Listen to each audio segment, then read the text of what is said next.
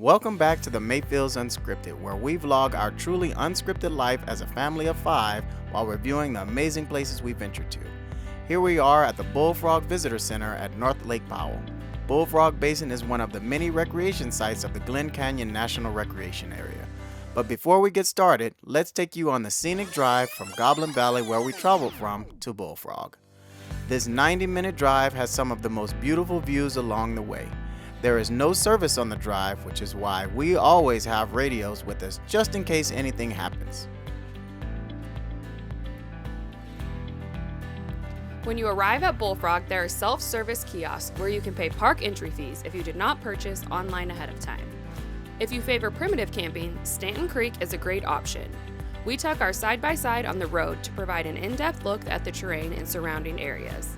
Up to the fee station, the road is all gravel and four-wheel drive is recommended as you get further into the camping area. Stanton Creek has several bathrooms throughout, but is otherwise truly primitive camping. While we do enjoy the seclusion of primitive, dispersed camping, this is one time we are glad we didn't bring our 45-foot fifth wheel sight unseen. There were some patches of trail that were very rutted out, but we did see some RVs down there, so it is definitely doable. Just be cautious with larger rigs like ours.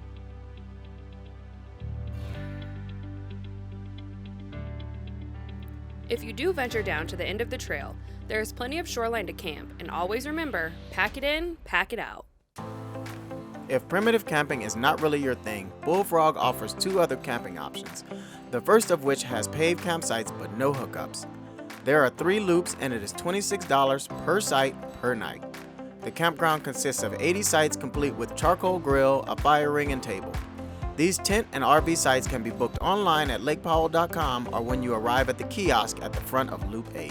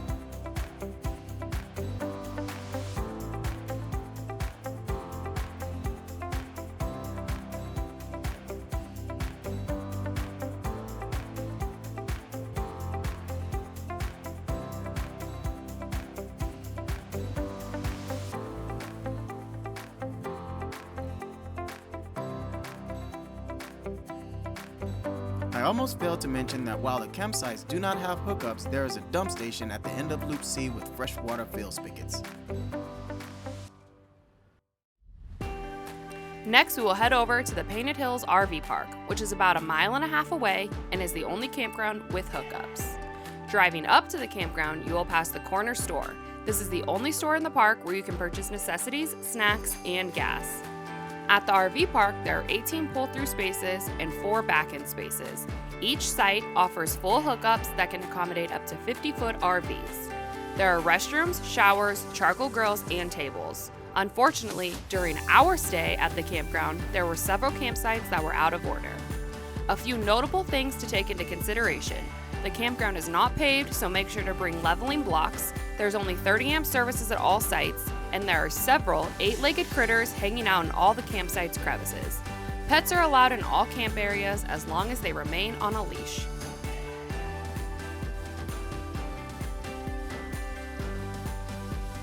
The last lodging accommodation is the Defiance House Lodge.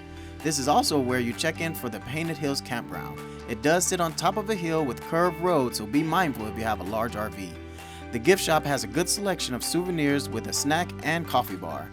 Additional amenities include on-site dining, mountain Wi-Fi, walking paths, as well as access to the marina, dock, and lake. The lodge and on-site dining overlook the lake for spectacular views. Hope you enjoyed our review of Lake Powell's Bullfrog area. We are headed out to the lake for some fun under the sun, so until next time, don't forget to like, subscribe, and hit that notification bell for all future content.